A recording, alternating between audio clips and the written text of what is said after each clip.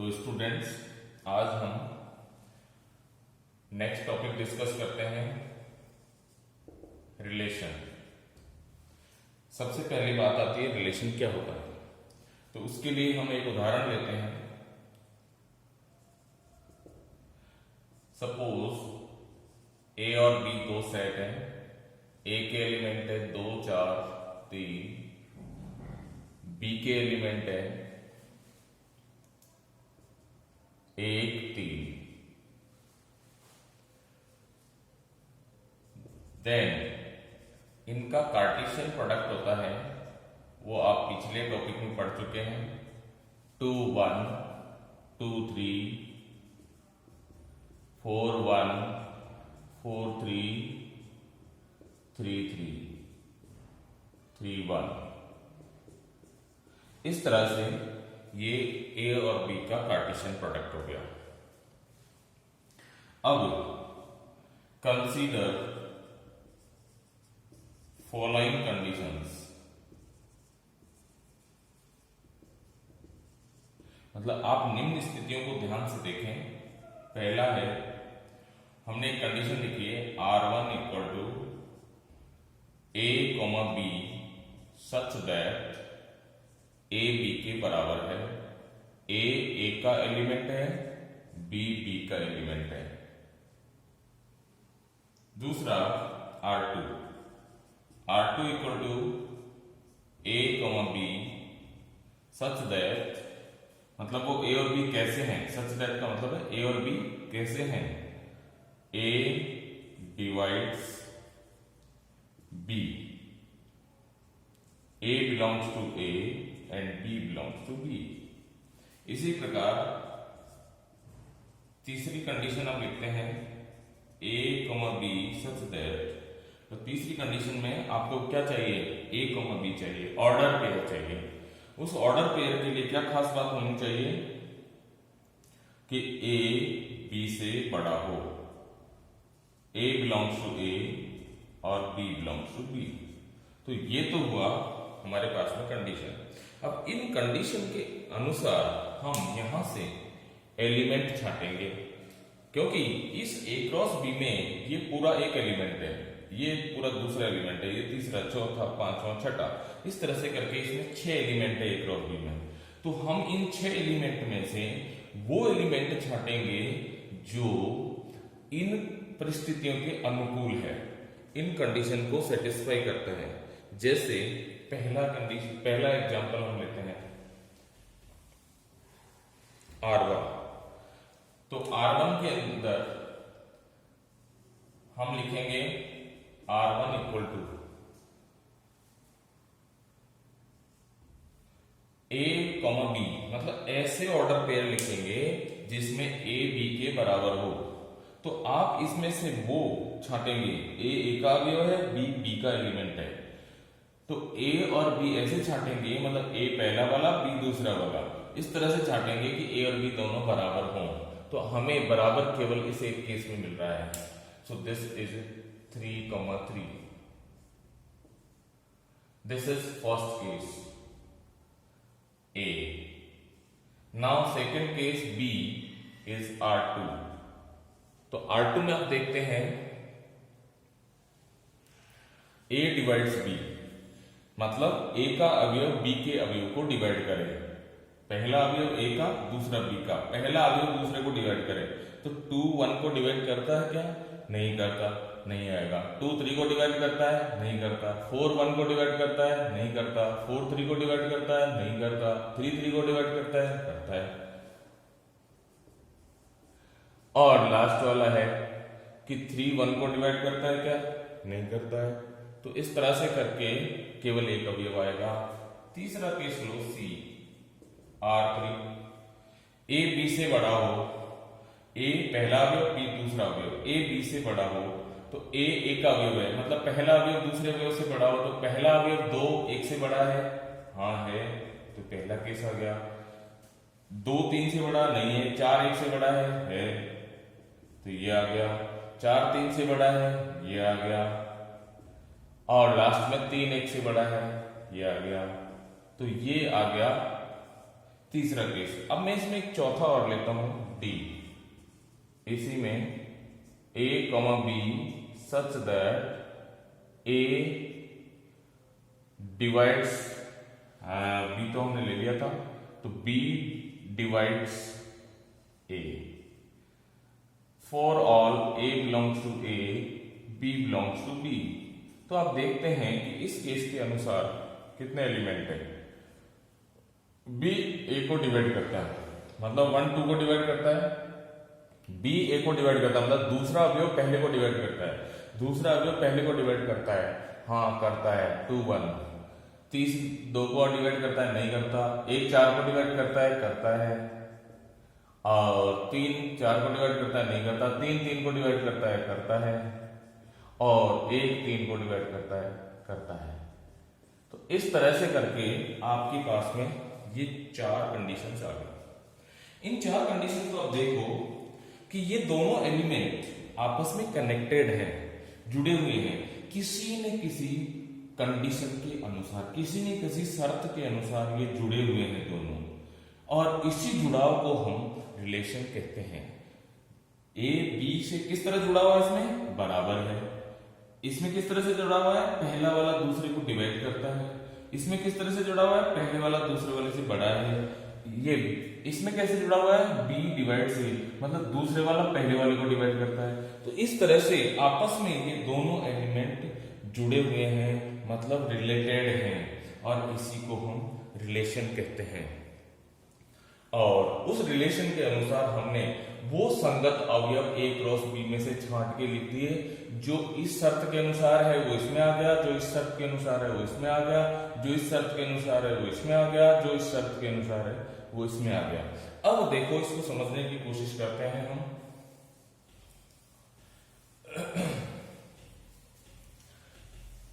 तो आपने क्या देखा कि ये जितने भी रिलेशन हमने लिखे, रिलेशन है, ये चीज तो क्लियर होगी कि दो अवयव है a और b आपस में जुड़े हुए हैं, मतलब दोनों अवयव एक दूसरे से संबंधित है, चाहे वो एक दूसरे को डिवाइड करता हो, चाहे वो बड़ा हो, चाहे वो बराबर हो सकता है कोई और भी कंडीशन उसमें परिभाषित हो। अब आते हैं हम इस को एल्जेब्रिकली डिफाइन करने के लिए। तो डेफिनेशन ऑफ रिलेशन क्या है?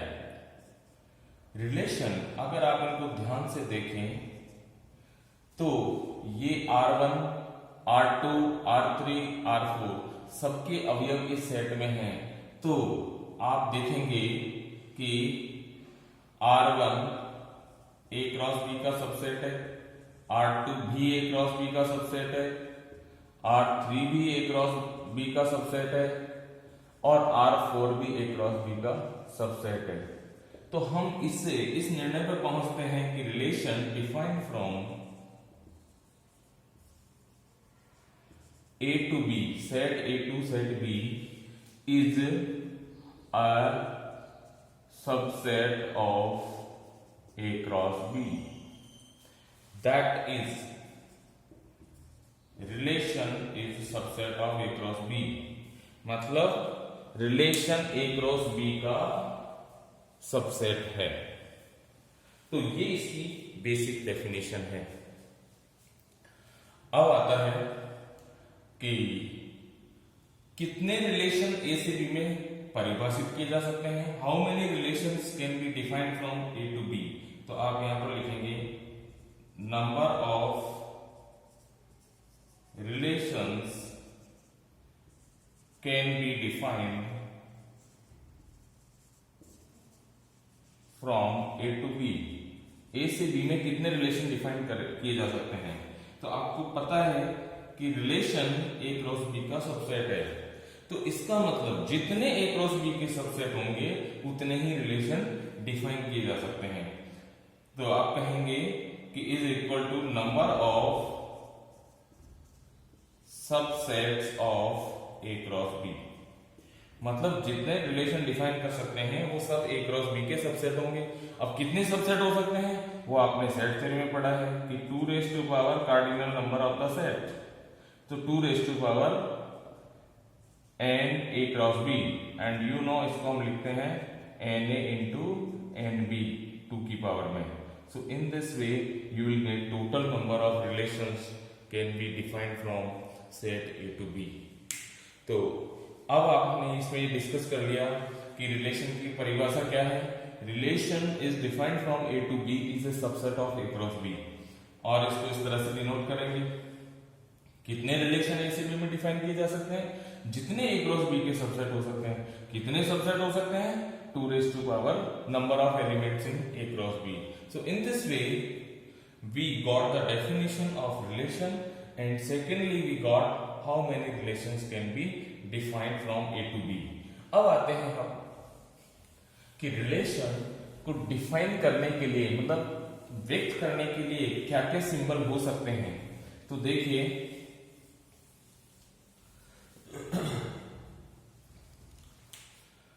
a relation defined from A to B is given by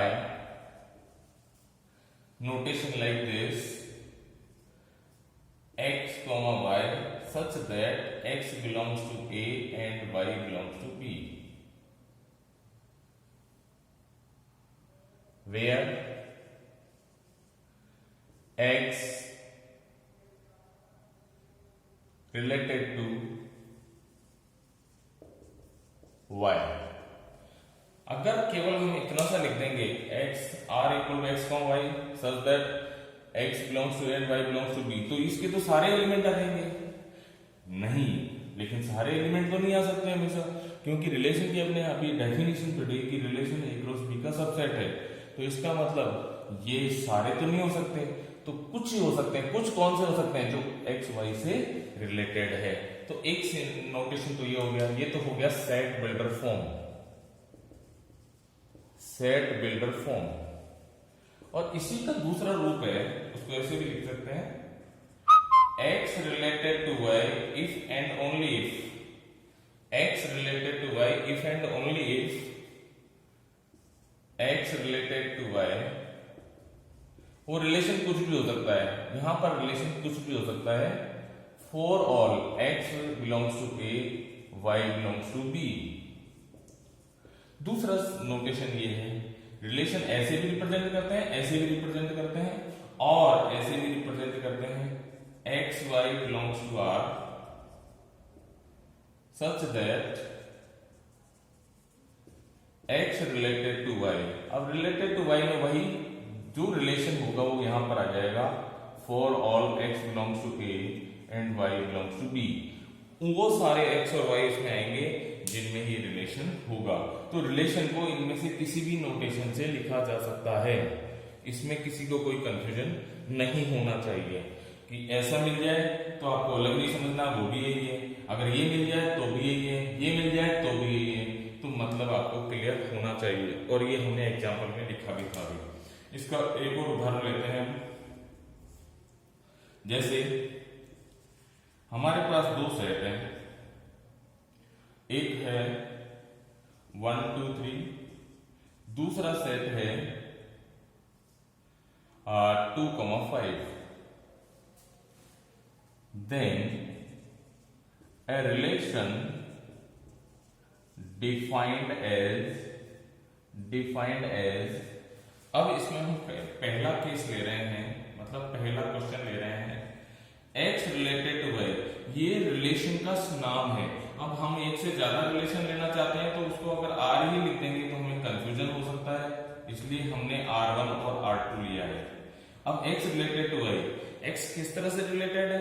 मैंने आपको बोला इनमें से कोई सा भी सिंबल यूज हो सकता है, तो मैंने ये सिंबल यूज किया है. हो सकता है ये भी लिख दें, हो सकता है ये लिख दें, एक ही बात है. तो इसमें रिलेशन क्या है? x divides y, x belongs to A and y belongs to B. X belongs to A and y belongs to B.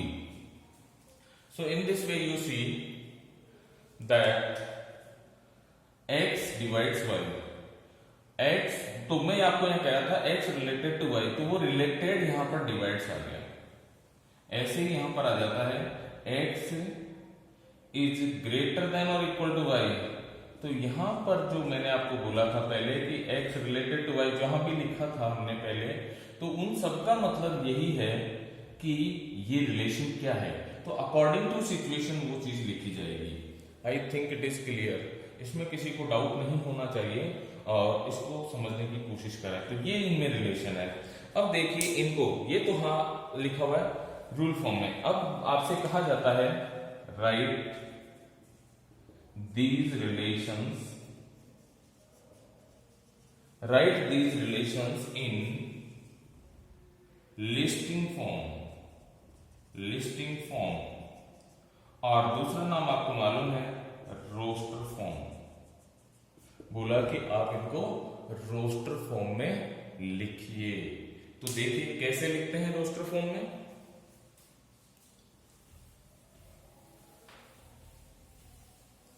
सबसे पहले मैं इसमें ए क्रॉस बी लिख देता हूं, क्योंकि आपको मालूम है कि रिलेशन ए क्रॉस बी का सबसेट होता है। तो आप लिखेंगे A cross B. So A cross B is here 1 2 3 2, 5. Then you see 1 2 1 5 2 2 2 5 3 2 and 3 5। अब आपने लिख दिया ए क्रॉस बी। अब हमें क्या चाहिए, हमें चाहिए R1। तो पहला केस हम लिखते हैं R1। R1 में वो x और y का सेट लिखना है, मतलब ऑर्डर पेयर लिखना है जिसमें ये कंडीशन सेटिस्फाई होती हो। x डिवाइड्स y, मतलब x तो a का एलिमेंट है और y b का एलिमेंट है। तो पहला एलिमेंट दूसरे को डिवाइड करता है, तो 1 2 को डिवाइड करता है। तो हम लिख देंगे ऐसे ही 1 5 को डिवाइड करता है 2 2 को डिवाइड करता है। इसके अलावा कोई और आ रहा है नहीं, तो ये R1 हो गया। और R2 क्या हो गया, R2 हो गया x ग्रेटर देन y, मतलब पहला एलिमेंट दूसरे से बड़ा है। तो इसमें नहीं है, इसमें नहीं है, इसमें नहीं है, इसमें नहीं है, इसमें है। तो पहला एलिमेंट दूसरे से बड़ा है और किसी में नहीं है, तो एक ही एलिमेंट आएगा। अच्छा, यहां तक मेरे ख्याल से समझ में आ गया होगा और आपको रिलेशन में कोई दिक्कत नहीं आएगी। अब आते हैं अपन नेक्स्ट पॉइंट पे। तो नेक्स्ट पॉइंट है अपना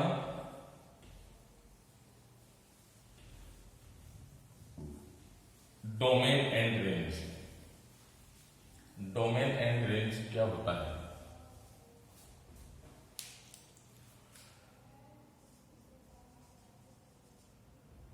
डोमेन एंड रेंज, इसको समझने की कोशिश करें। मान लो let R be relation defined from A to B. R relation का सिंबल है, defined from A to B, तो इस पूरे का मतलब होता है R is relation defined from A to B. R मतलब इज रिलेशन, ये हमारे दिमाग में होना चाहिए। तो R defined from A to B भी कह सकते हो और R is relation defined from A to B. इसका पूरा मतलब ये है। तो symbolic form is more effective in comparison of this whole language, whether meaning of both the things is same. Now R equal to, we have AB, BD, AE, where A आपके पास है A, B, C और B आपके पास है B, D, E। ये दो set है जिनके relation defined है। अब इसके अंदर सबसे पहली बात आती है डोमेन। डोमेन आता है जो हर ऑर्डर पेयर में से पहला एलिमेंट ले लेते हैं। तो पहला एलिमेंट यहां से ए आ रहा है, फिर बी आ रहा है, और आपको पता है ए दोबारा आ रहा है, लेकिन सेट थ्योरी के अकॉर्डिंग बार बार कोई एलिमेंट आता है तो भी उसको एक ही बार लिखते हैं। और दूसरा पॉइंट आता है इसमें रेंज। तो रेंज क्या होता है? सेकेंड एलिमेंट का सेट होता है, सेकेंड एलिमेंट का सेट होता है। ठीक है। और एक तीसरा वर्ड होता है कोडोमेन।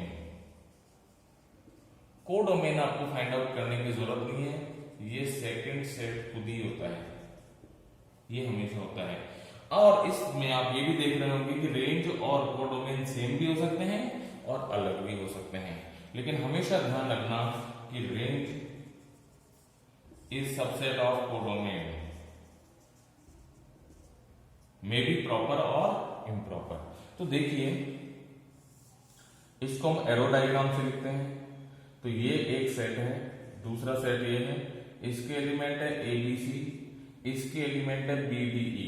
अब आपने देखा कि रिलेशन किसका किससे है, ए का बी से है तो हमने ये लिख दिया, बी का डी से है तो हमने ये लिख दिया, ए का ई से है तो हमने ये लिख दिया।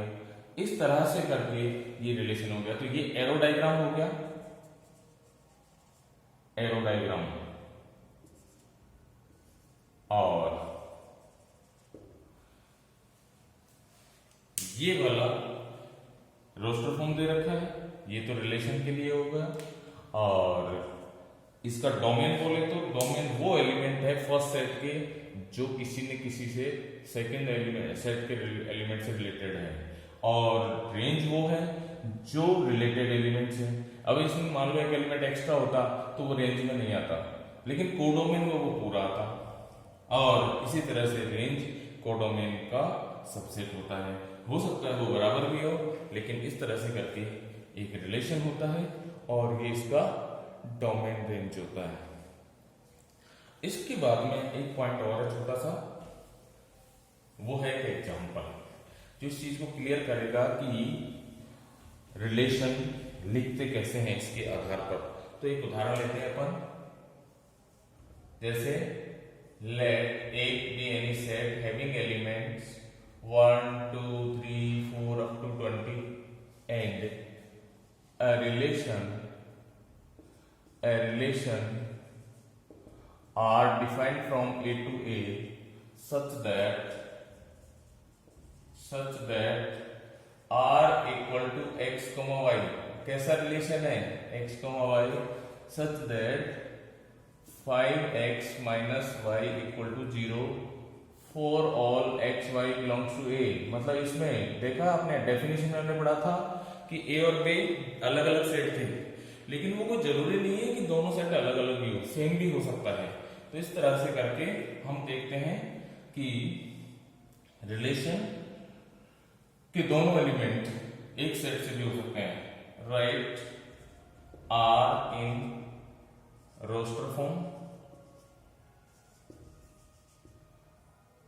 and find its domain and range।